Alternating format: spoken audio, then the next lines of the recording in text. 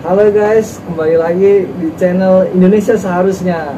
Kali ini di studio kita kedatangan tamu yang sangat luar biasa. Tamu ini sudah lumayan terkenal di setahun yang lalu mungkin, dan sudah tidak asing lagi. Mau tahu seperti apa tamu kita? Nah, ini dia, Peter Pan Junior.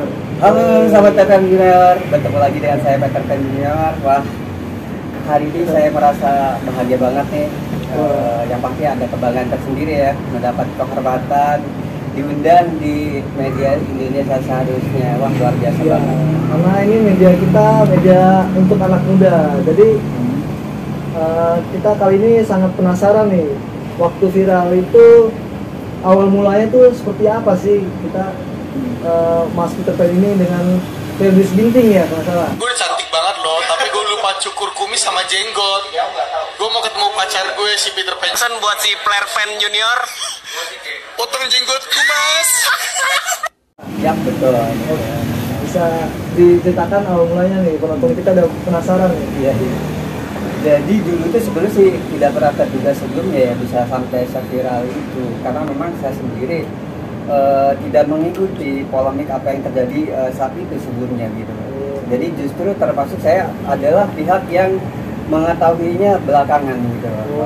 Belakangan, tapi yang pasti saat itu memang pada dasarnya sih awalnya saya punya itikat yang baik gitu ya, untuk mencari kebenaran apa sih yang sesungguhnya terjadi saat itu gitu. Oh gitu. Ternyata ya memang ya seperti yang publik ketahui, terjadi sampai sempat viral lah gitu lah di berbagai kanal media ya, baik itu YouTube maupun media-media online dan lainnya gitu.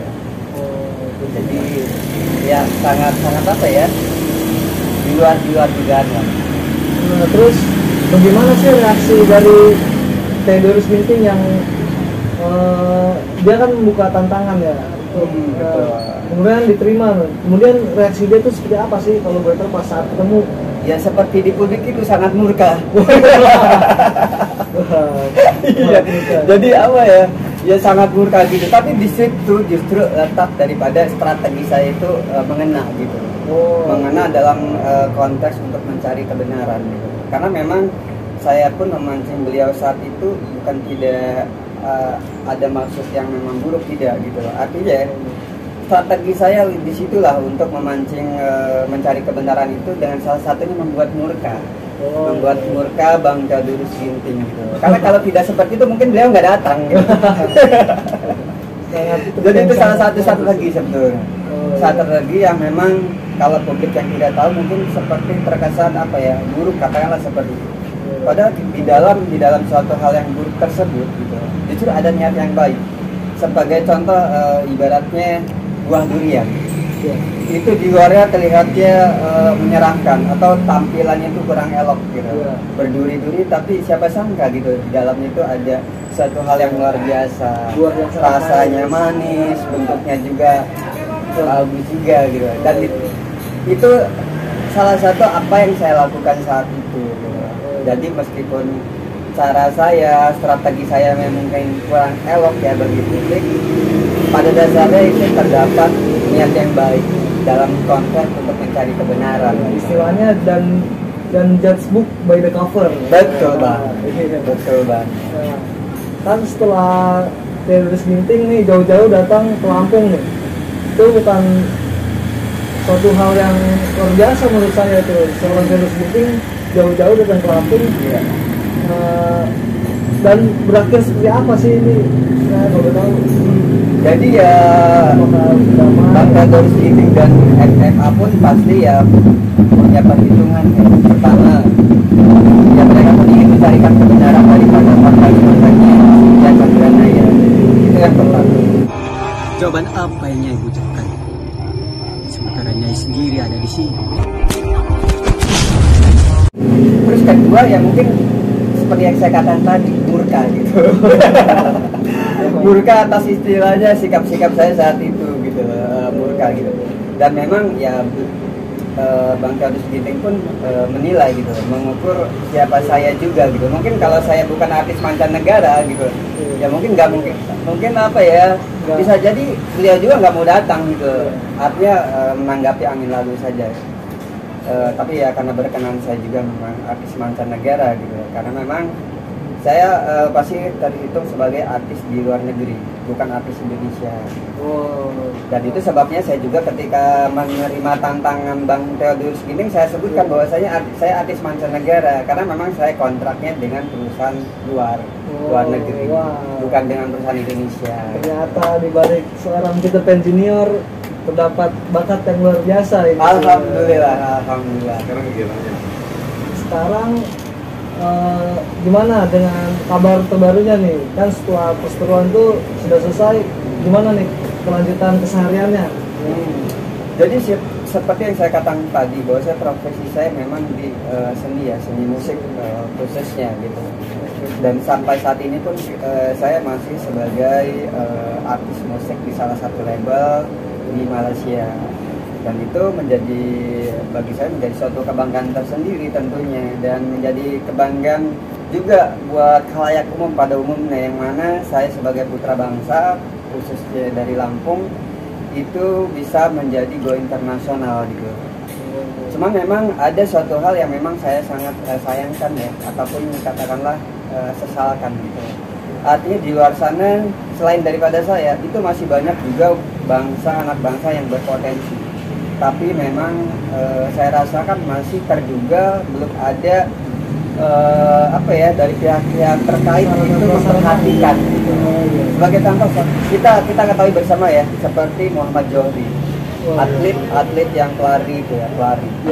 Artinya ketika dia mendapat apresiasi baik itu dari pemerintah maupun dari pihak berbagai pihak, itu ketika sudah menjadi juara gitu.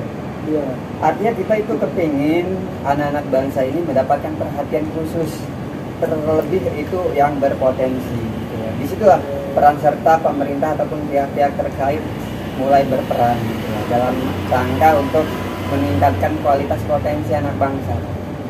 Jadi ya berkenan dengan hal itu ya, aktivitas saya sebetulnya saat ini ya masih concern juga di musik, cuman karena memang terkendala pandemi tadi ya.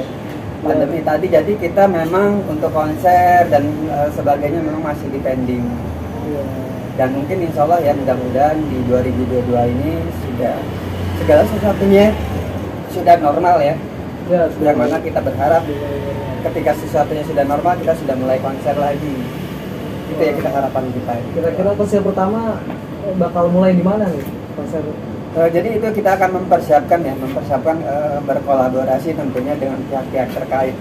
Dalam arti misalkan katakan event organizer ataupun produk-produk rokok ataupun semacamnya gitu, dalam rangka untuk tour show tersebut. Dan itu sudah kita persiapkan dengan tim manajemen juga gitu. Yang mana yang mudah-mudahan lah 2002 tadi kita berharap pandemi sudah usai dan kita sudah mulai bisa konser lagi tentunya. Ternyata guys, dibalik Peter Pan Junior yang jago berantem, ternyata dia juga seorang penyanyi nih. Kalau jago enggak ya? Kalau jago saya nggak berani ya. Saya nggak berani menyandang kata jago, karena di sana itu ada pihak yang lebih berhak untuk menyandangnya. Sebagai contoh, ada Bang Theodorus Ginting, ada Suwandi, ada Rico Killer Champ kalau di MMA tuh yang kemarin jadi jawara juga tuh. Terus juga ada masih banyak lainnya gitu. Artinya di situ kalau untuk sesuatu hal yang memang saya nggak pantas menyandangnya, saya jujur fair, saya tidak berani menyandangnya gitu. Walaupun itu hanya sebagai konotasi atau sinonim, tapi tetap saya nggak berani menyandang. Betul. Artinya kita sadar diri lah. Tapi kalau dikatakan Peter Pan Junior artis musik mancanegara, nah saya masih berani ngaku, karena memang itu faktanya.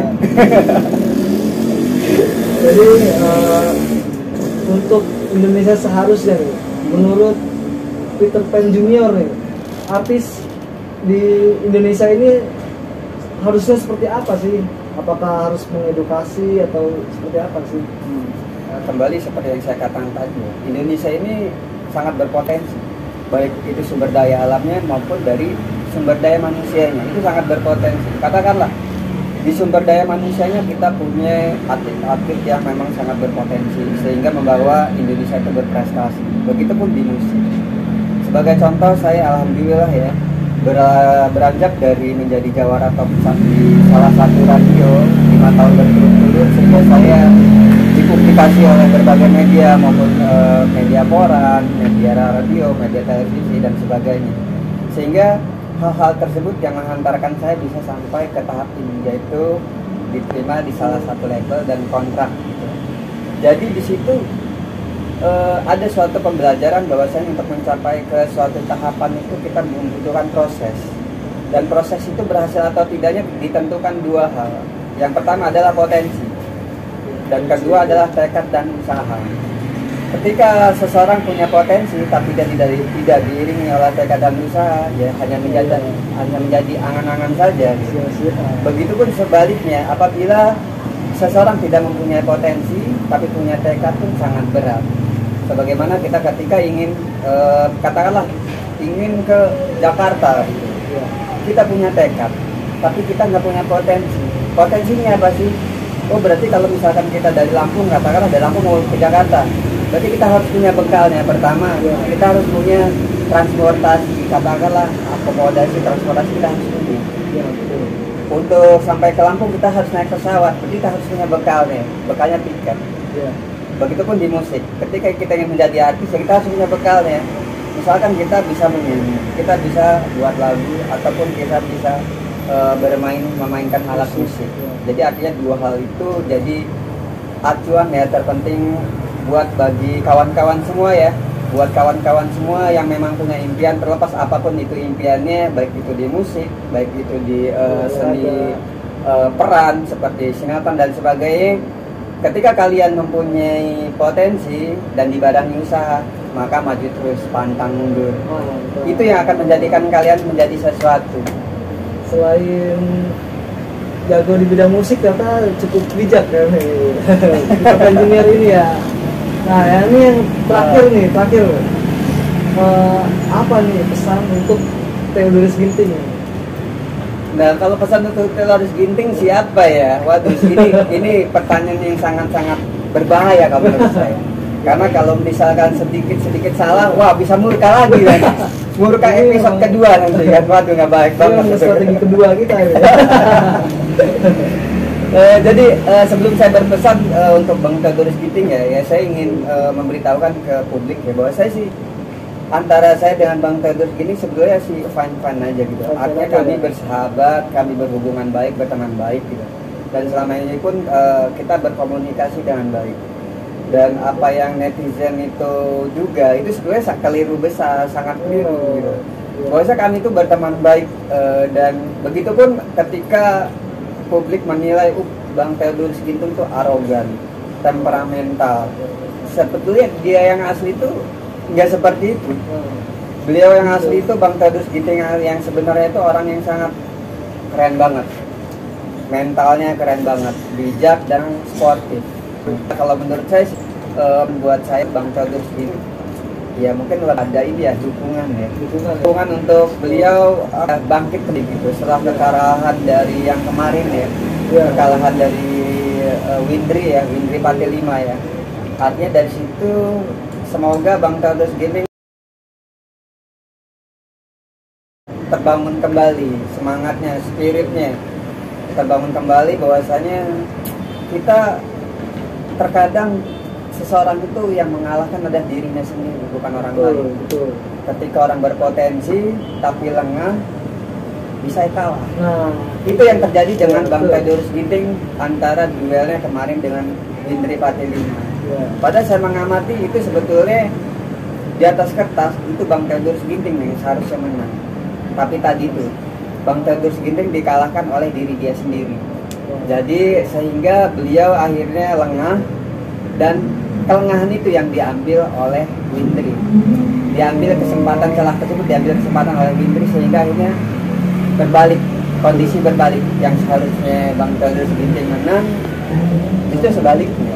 Pada kalah dari diri sendiri. Betul, kalah dengan diri dia sendiri. Artinya itu pelajaran penting ya. baik itu buat saya Peter Pan Junior maupun buat kawan-kawan butik semuanya pembelajaran yang sangat berharga, bahwasanya kita ketika kita berada di atas, kita jangan lupa jangan berjalan kita menghadap ke atas, tapi tetaplah kita berjalan ke depan, tetaplah kita menuju ke bawah ya. Artinya kita harus tetap merendahkan diri, jangan lengah, harus waspada dengan segala bentuk situasi. Tuh. Oke, mungkin cukup jelas ya teman-teman. Jadi perseteruan antara Peter Pan dengan Hendriks Ginting ini sebenarnya di belakang itu baik-baik saja, tidak ada permasalahan apa-apa, semua berjalan dengan baik dan orang-orangnya pun orang-orang baik semua. Nah, jadi sekian dari kita, mungkin sampai sini aja video kita. Mungkin ada lain waktu Bang Peter Pan mau main lagi ke sini. Boleh. Dengan senang hati, senang hati. Apalagi dapat view yang oke ya. Wah, keren iya. banget. Gitu. Wah, mantap. Oke, dari saya sekian, salam Indonesia seharusnya. Salam.